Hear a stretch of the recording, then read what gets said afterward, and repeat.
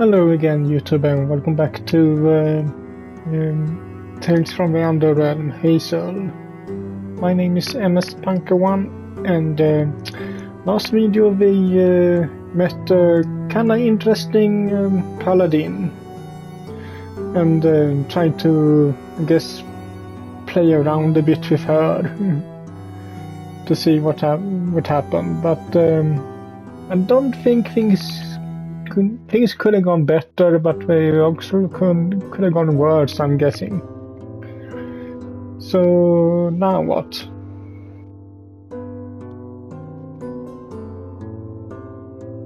Yes.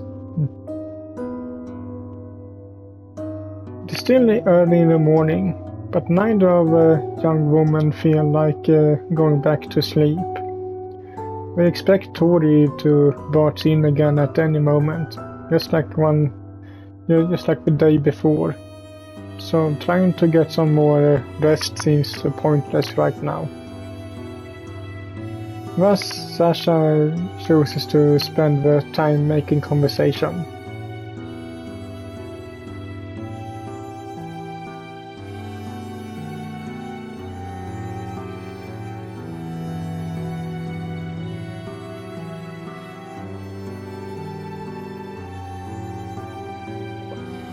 That's because that's really not much to say. I didn't talk and she got angry. That's all, that's it.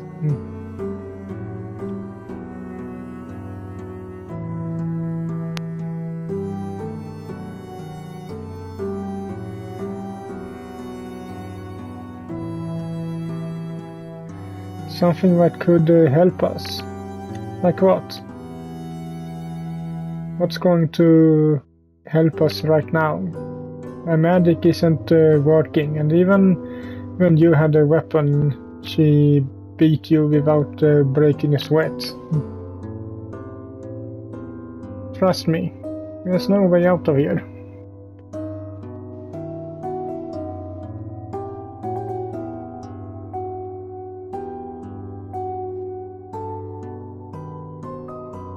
If I wasn't sure that you didn't have access to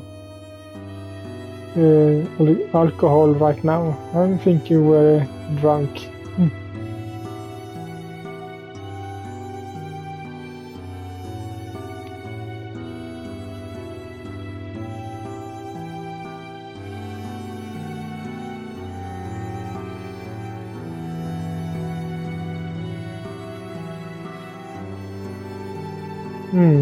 That is true.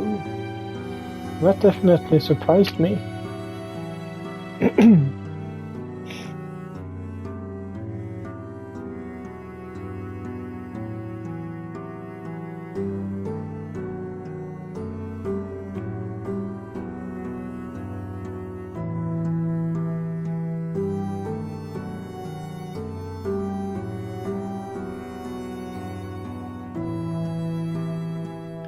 Hazel shakes her head at the thought. While she can appreciate Sasha's enthusiasm, she has her doubts. Alright, let's theoretically say, what are we trying to convince her of? And please don't say our innocence, she won't believe that.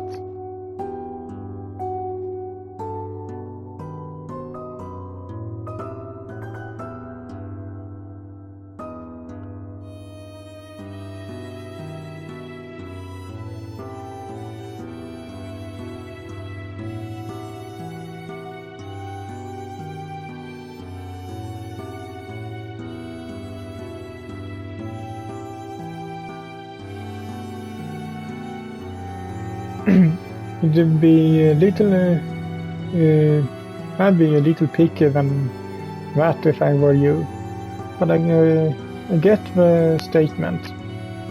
So some form of victory would be nice.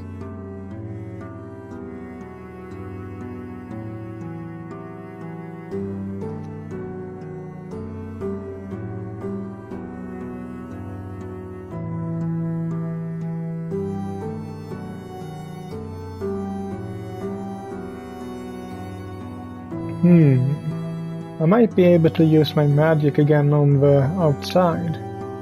If I could do that, then they see who they were dealing with.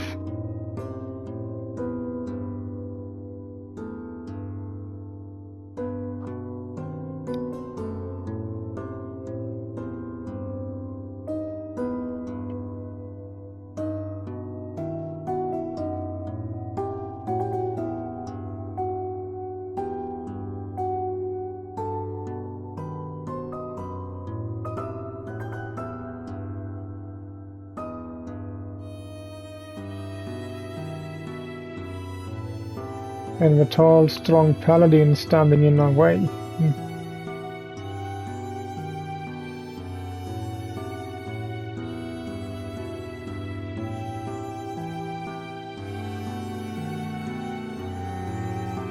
No way. That's... Well, we have been flirting with her all this time, so...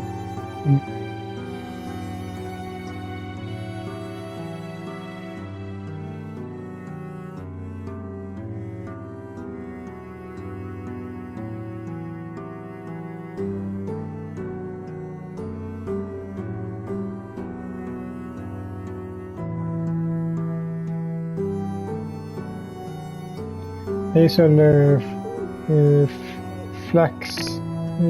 fixates on the fact that Sasha admitted to liking women for a moment before remembering to be outraged. Sasha, look, all I meant was that.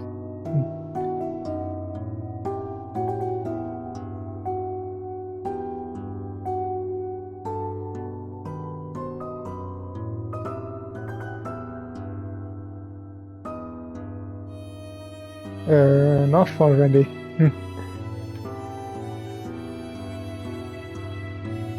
Sasha runs her fingers along the hem of her clothes, curls them under and lifts, attracting Hazel's attention immediately. Doesn't raise her clothes high enough for Hazel to get a peek at anything though.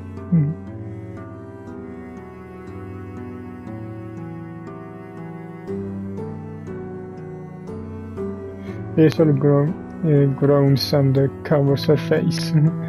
Yeah, she more or less just confessed that she's interested in girls.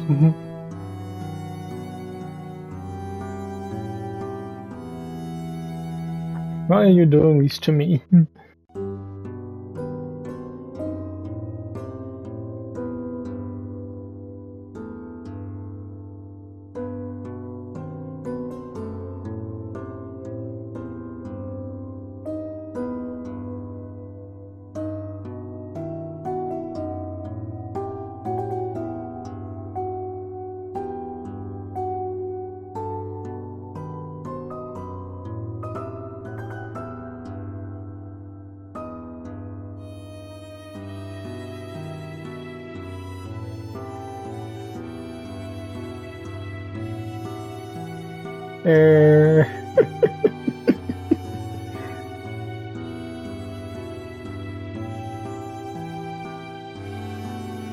Hazel had thrown her bowl at Sasha's face to keep her from saying anything else.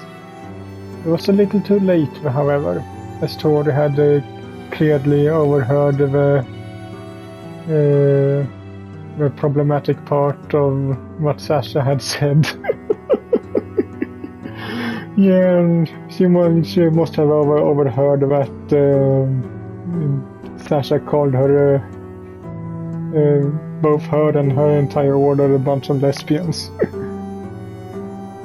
And what their temple was.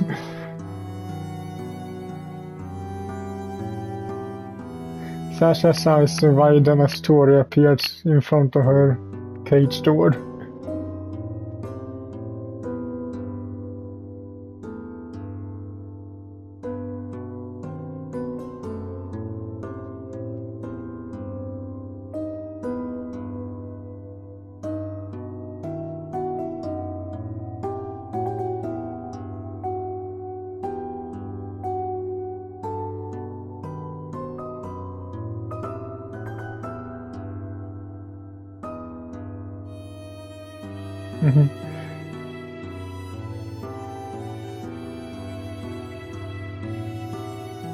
Hazel looks at Sasha with a worried expression on her face, and then shifts her attention to Tori.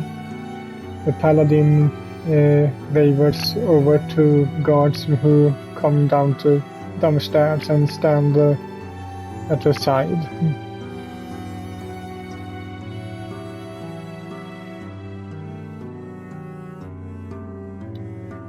And again, these guards obey without one word. She really put them in line. Commanding people seems to be second nature to her. Perhaps you can be the first one to show her how fickle power can be, Hazel. I'll be rooting for you to get your chance.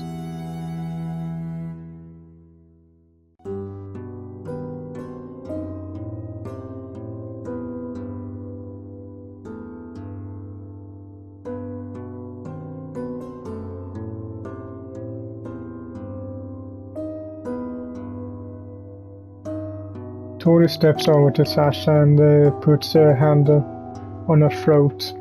She then lifts the assassin into the air with the same hand. Sasha isn't heavy, but it's still quite a feat of strength. Yeah, to however weight a person is, just lifting them by the throat with just one hand is kind of impressive, actually. No matter like I said, the weight class of the person.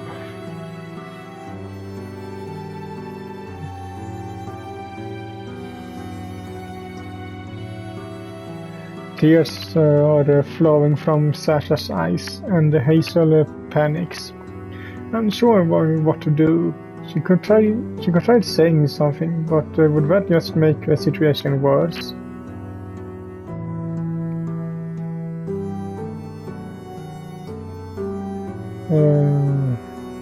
You can try. Please stop. She didn't mean to offend you. She just says dumb things. And what's so offensive about it anyway? If you like woman, you like woman. There's nothing to be ashamed of.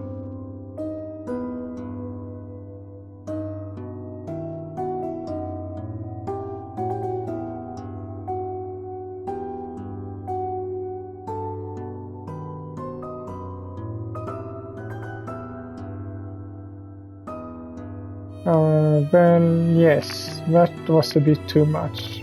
But maybe it's not that the insult you're thinking it is.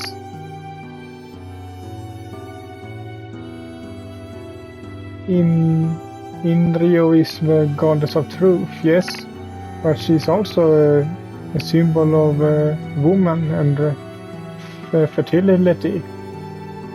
The legend talks about how her unborn son gave her the strength to fight. So in a way, maybe it could be considered a compliment.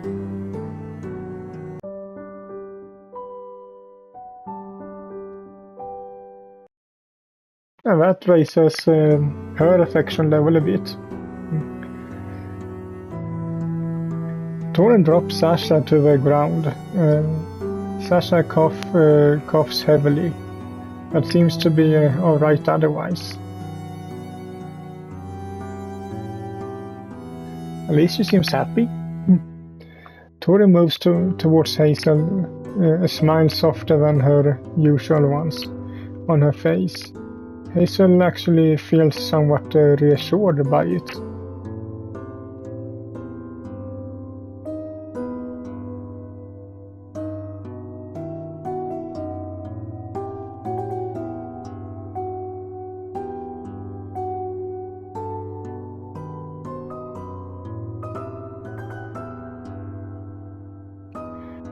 I wouldn't say I believe in them, but I have read about them. I mean, how can you decide if you don't believe in something if you don't actually know any of the details?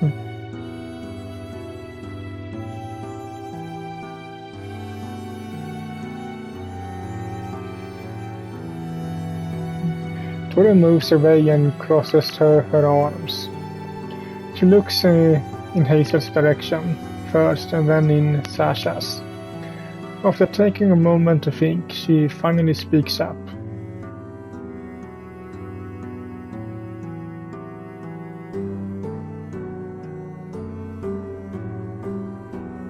Eh?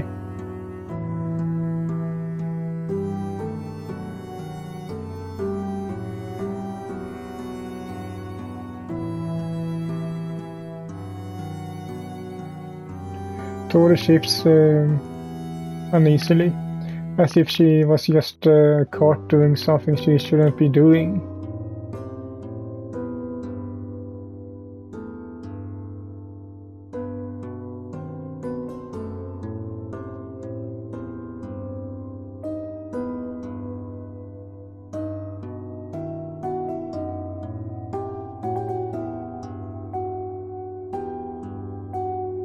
Oh, Tori, you want to keep your image of a cold-hearted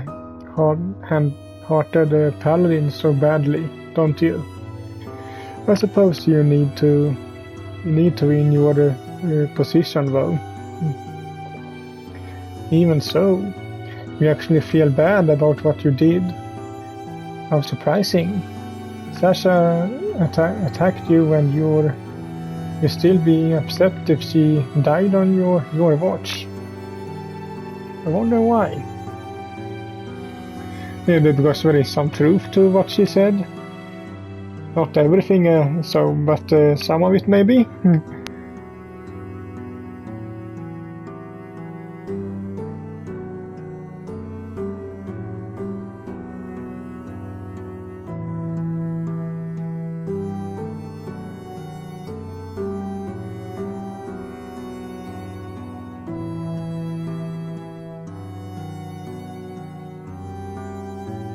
Hazel nods and grabs Sasha by the shoulder, pulling her inside the cage in a protective way. Tori then tosses some bandages and ornaments into the cage so that Hazel can tend to Sasha's injury.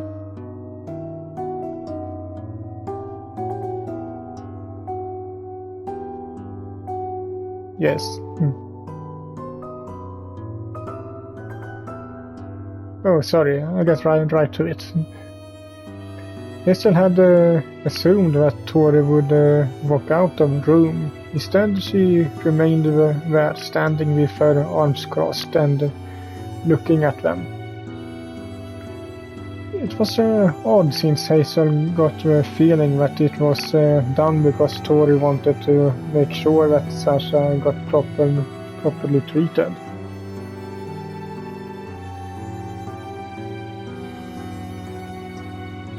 Hazel nods, but doesn't say anything in response. Her slender hands are already at work. As a witch, she is familiar with alchemy, and curing all sorts of injuries. Sasha's wound looked serious, but it was nothing life-threatening. Something occurred to her though, as Hazel felt Sasha's hair under her fingers.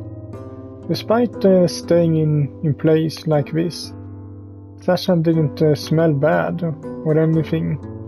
Her hair was soft and pleasant to touch. Depending on how long she actually have been in the cell, that's kinda strange actually. Do they allow us to take baths or showers there every day?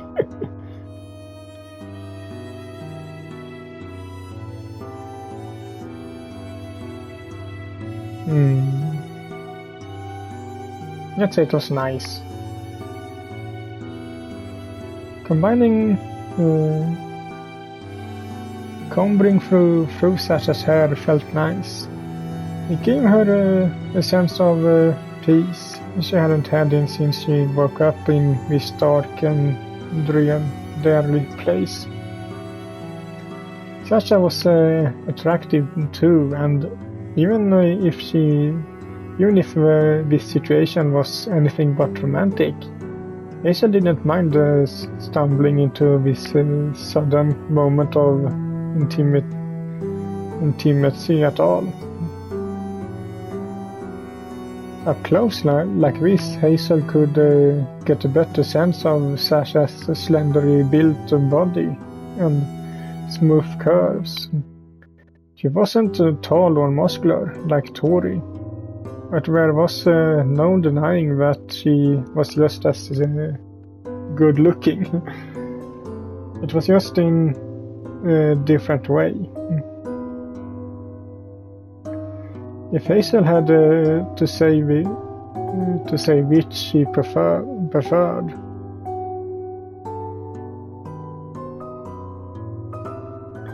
Distracted by her thoughts, Hazel ended up agitating Sasha's injury. Sasha reacted by grabbing Hazel's hand to stop it. The moment their hands met, however, Hazel blushed and Sasha's gaze fixed on her. She stared, unable to tear her eyes away. I get a little more affection with her. For several seconds it was like they fallen into some sort of trance. Sorry, I was distracted.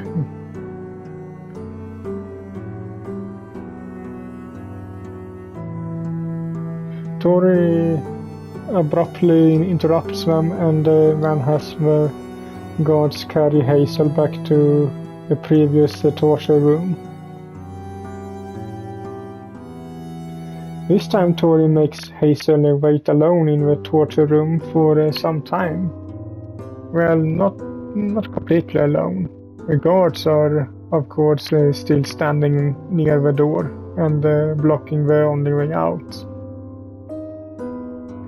As crazy as it sounded, Hazel was happy that Tori would be back soon.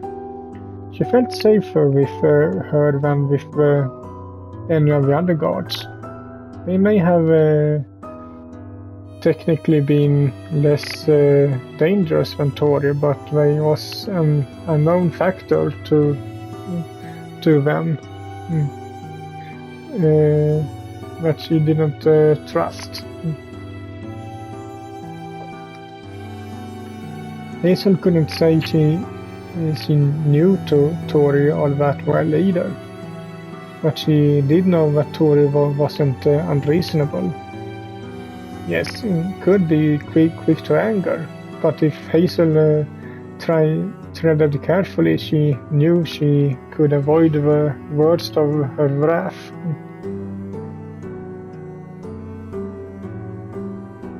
More time passed before Tori finally arrived in rushed pace, as if she was in a hurry.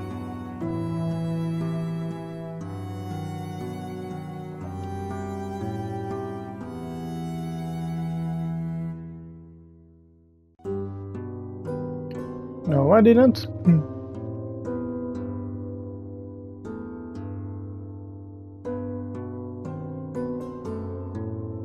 I'm not sure.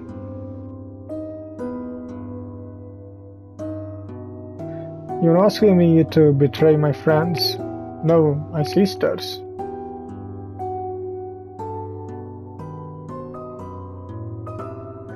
Hazel couldn't help but notice how much colder Tori's voice was compared to the last time. Perhaps she realized that she'd been too loose with her words previously and wanted to maintain a proper distance from what was in the end. prisoner.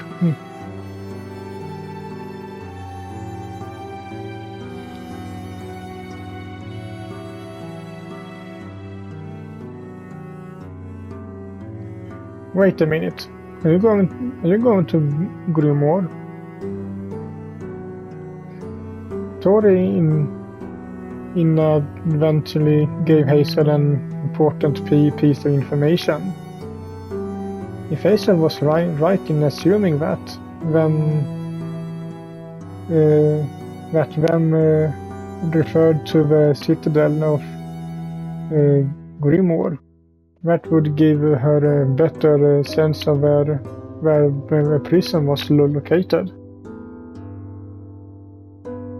After all, if Tori had to travel there, Hazel could conclude that they weren't particularly close to Grimoire. Hazel would be able to make even more deductions based on how long Tori was away.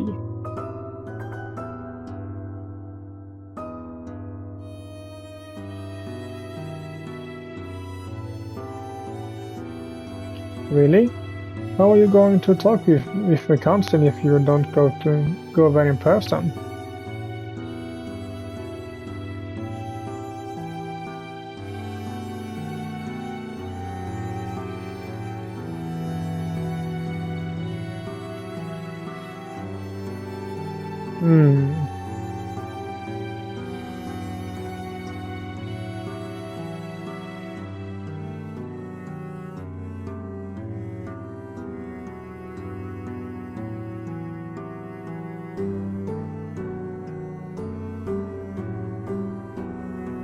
Let's just be friendly this time.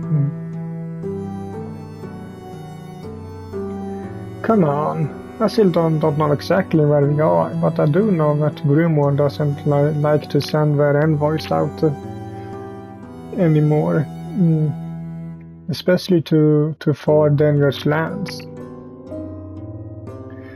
Remember the accident in Hesperos? When Rogan the Red killed the envoy from Grimoire.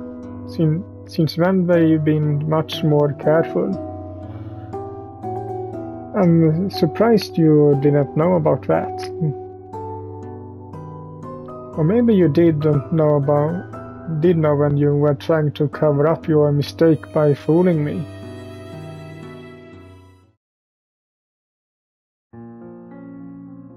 Tori slams her fist violently on the wooden table nearby, and for a moment Hazel thinks the table was about to break into two from the violence of the blow. Easy, calm down.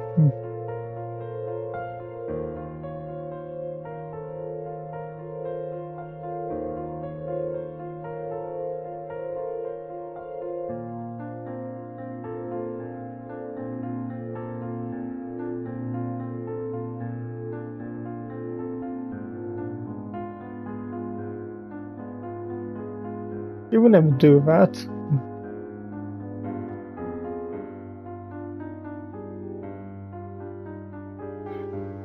Tori starts walking slowly towards the exit. She hopes with all her heart that Hazel will say something, because if Hazel doesn't, Tori will be forced to make good on her word. Words that she instantly regretted saying the moment they came out of her mouth. So you can't back down now. Well, she loses all power over Hazel if it turns out she been bluffing. So Tori silently prays to Irio that some truth and any truth comes out of a pretty witch. So she thinks Tori actually thinks the Hazel is pretty.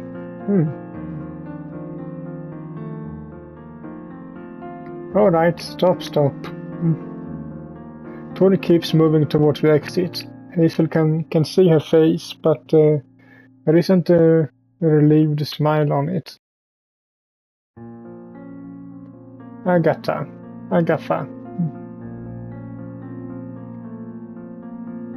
Tori finally stops and turns back towards Hazel, apparently surprised.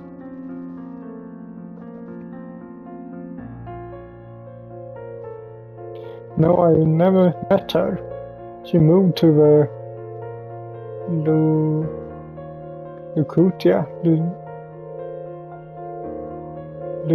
Lucia Islands many years ago, way before I joined the other witches. That's all. We lost track of her. We don't know what happened. She disappeared.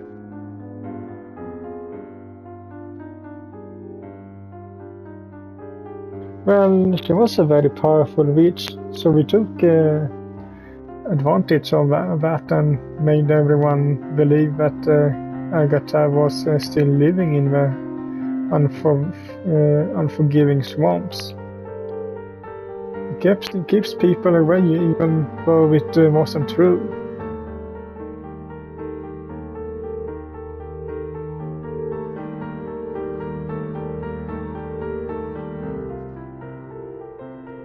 What I saw was me using my magical illusion.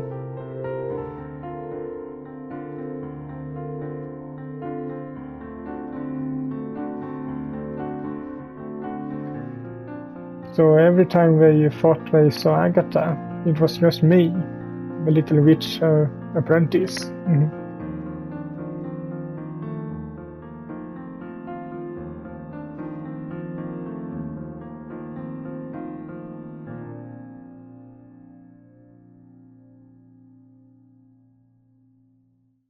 It's not that simple.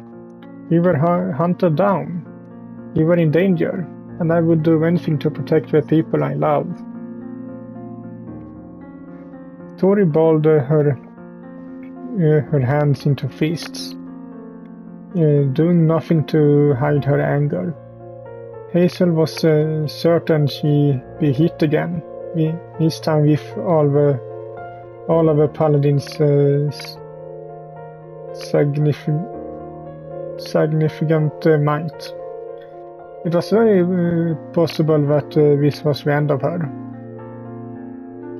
Hazel closed her eyes and a small tear dropped from them.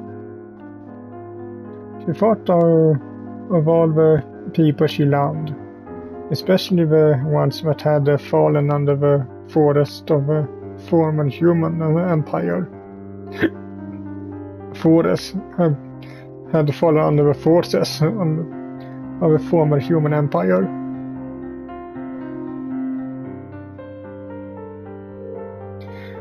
Instead of hitting Hazel, Tori puts her hand on one of her shoulders and squeezes it.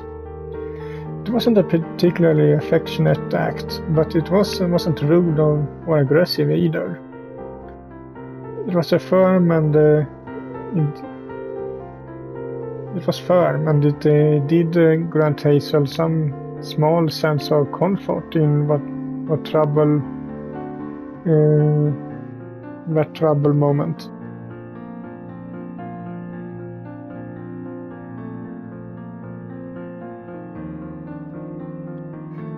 Gordon enters the room, interrupting the conversation.